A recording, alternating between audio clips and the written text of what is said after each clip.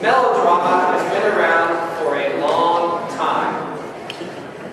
The larger-than-life and over-the-top characters show us universal truth about the human experience: villainy, distress, and heroism. Our next presenter hasn't been around as long as melodrama, but with a background in theater, he understands the power of universal stereotypes. In this presentation, you will become familiar with the three main types of characters in melodramas, their good and not so good qualities, and how you can utilize those qualities to communicate more effectively. Please help me welcome James Wantz. James?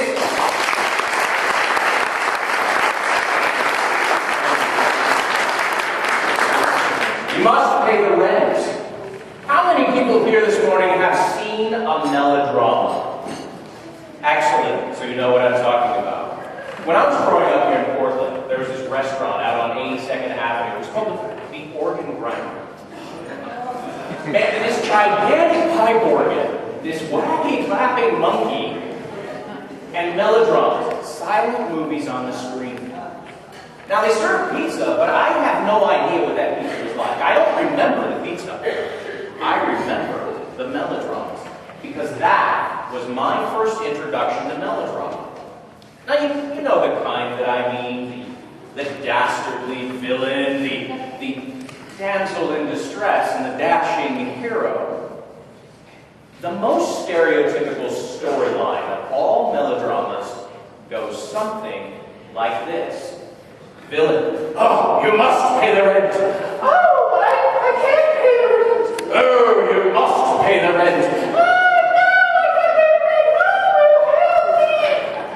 no, I'll pay the rent, my dear. Curses, foiled again.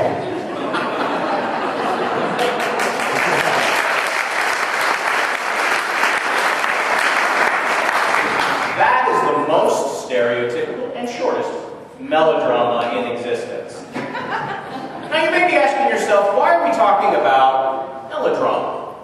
Well, these three characters can bring out and show you things in your own communication style you weren't previously aware of. Now the characters I'm referring to, you already know them. The hero, the damsel, the villain. Conveniently, they're on a piece of paper at each of your tables. How nice. These characters, they have good and they have not so good qualities. Those qualities are what we're going to learn about today to bring your communication to the next level. Before we begin into the full body of the speech, we're going to divide the audience up here a little bit. Okay, I want all the women in the room. Good morning, everyone. Good morning, all my women in the room. You today are going to be the heroes. Did you think I was going to say the damsel? I mean, just because we're talking about stereotypes doesn't mean we need to perpetuate them. You are the damsels today. No, you're the hero. Today and today only, you are the hero. Many, many more days. So that means all the men in the room, yeah, you guessed it, you are the damsels. Now, I can tell you, you put on a pair of high-heel shoes, you will understand distress at a whole new level. I have experienced that. Acting,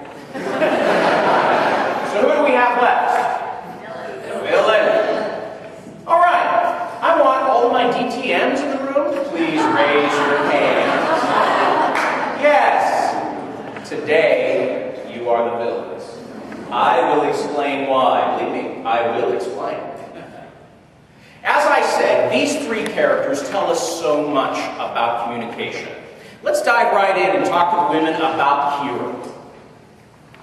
What, pray tell, are the good qualities of the hero?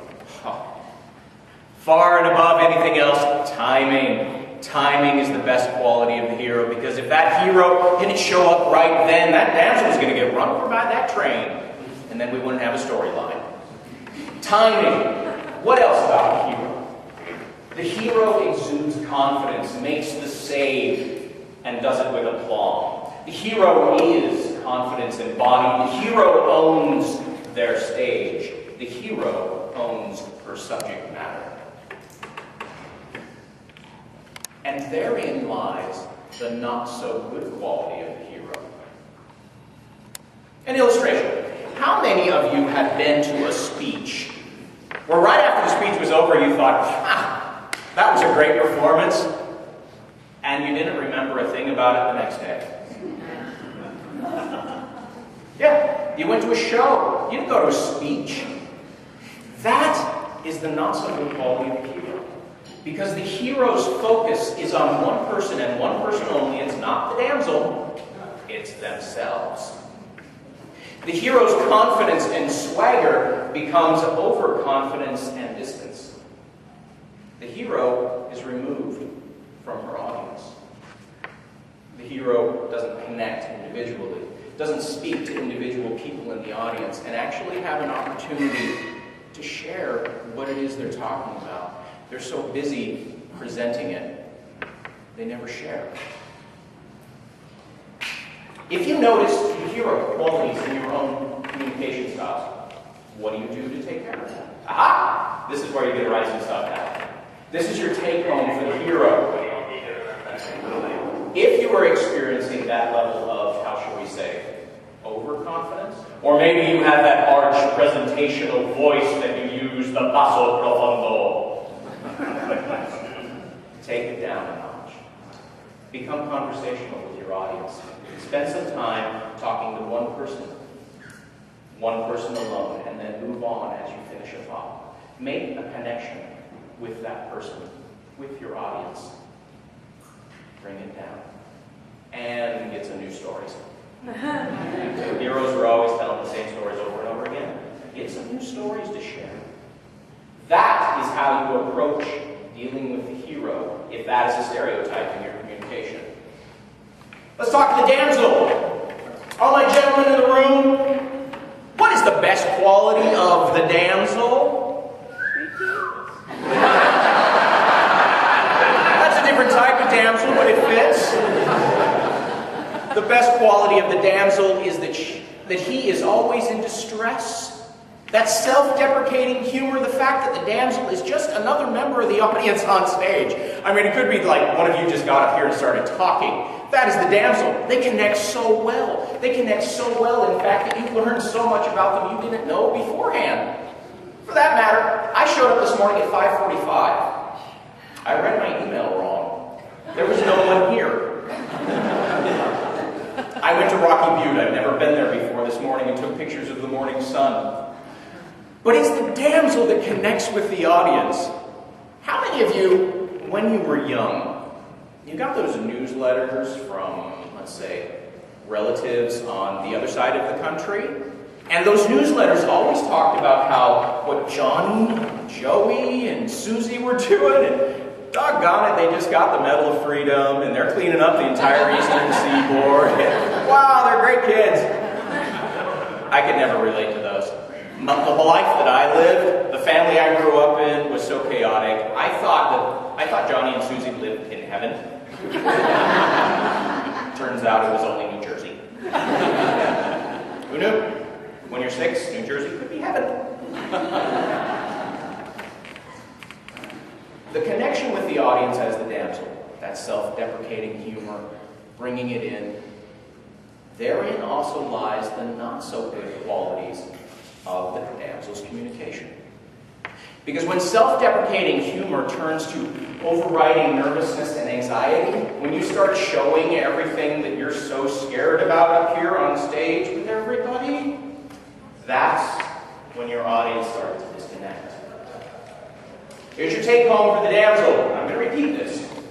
The audience does not know you are nervous unless you tell them.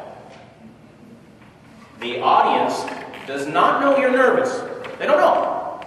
Unless you actually tell them. How do we do that? Well, you can just come right up and say, I'm so nervous today, my pits are like Niagara Falls. Too much information. The other way we tell our nervousness, maybe a little hunched over shoulders, clasping of the hands, a little quaver in the voice, the rocking of the feet back and forth. It could be the crossover like this when you're trying to make a point and no one's really getting it. There's a tightness in your throat and you're just kind of strangling yourself on stage. I think a lot of people can relate to that. Here's your take home for the damsel. Body posture. Let's start with shoulders. Up, back, down. Not only does it broaden you across the chest, it opens you up for larger gestures instead of the T-Rex chicken wing things. Get the arms out there. Put the shoulders back. Not only does it help oxygenate the blood flow, which is a very good thing, you don't want to faint while you're on stage. It also makes you look a little bit taller. If you find that you have a lot of tension in your chest, and you get a lot of that anxiety before you go up, before you start speaking, take a few deep breaths. It's good. It's relaxing. And not only that, it removes the stress and the tension from the vocal cords and allows you to get down to your diaphragm. This is where you want to speak from. This is where your power of projection is. If you don't have a microphone, you definitely need projection. The other thing is if you're tight in your throat and you speak for long times with that constricted tightness, you can actually damage your vocal cords. I know many professional singers and professional actors who have ended their careers because of that. That is your take home for the damsel. Work on the body. You know, you've seen those presenters that run to the stage when they're introduced. I always thought they were really happy to be here. Maybe they are. Maybe they're just burning off some of that extra energy. Another great way to get rid of it, to get yourself to looking and feeling confident on stage. Now here's the kicker, the villain. I'm going to talk to my DTNs in the room, and in fact, well, I'm going to be talking to everybody, but especially the DTNs in the room. In order to first understand the villain, I need to talk a little bit about the psychology of melodramas and villainy. The villain does not know they are the villain. The villain thinks they are the hero. Think about it. In everything you do, in all of your life and all of your day, you are making your choices for the best possible reasons to get what you need done, to get your needs met, to help people, to take care of things. When you cut that guy off in traffic, you're doing it for the best possible reasons. The person behind you doesn't think that. Everybody believes they are the hero in their own narrative. Everyone believes that. Even the villain. Take it from me, at least 90% of criminals believe the same thing.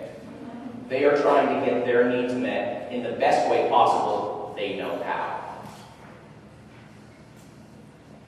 That's something that really takes a little bit to get the mind around. Because if you believe you are the hero, you actually have access to all the positive qualities of the hero. You have the confidence, you have the aplomb, you have the swagger, you have all of that. But now we talk about the not-so-good quality of the hero. Self-deception. That's right.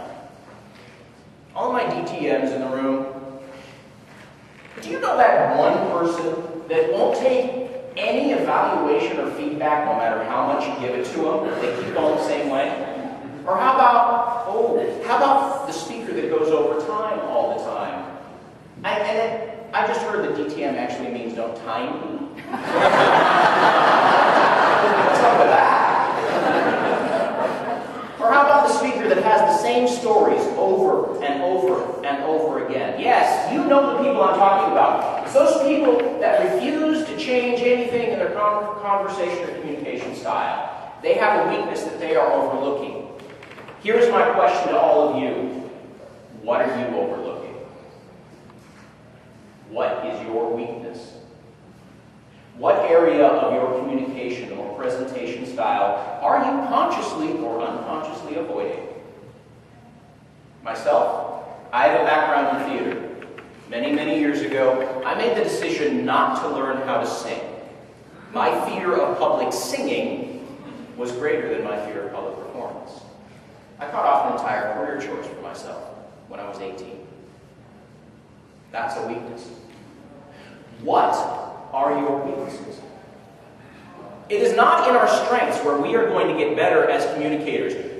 We're good there. It's in our weaknesses.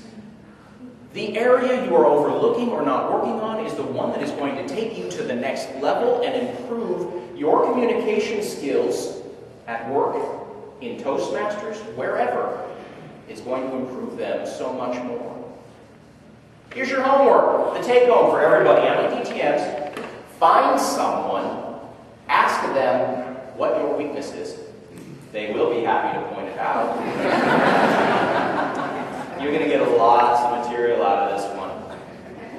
Those are the three characters. The hero, the damsel, the villain. What would the new melodrama look like with those characters in it? I introduced you to the new melodrama.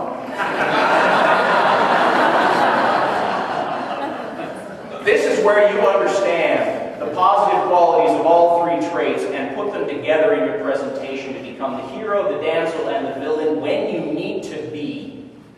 Because there's a time and place for all of those. And when you wrap all of those together, that's when you pay the rent. Mr. Toastmaster.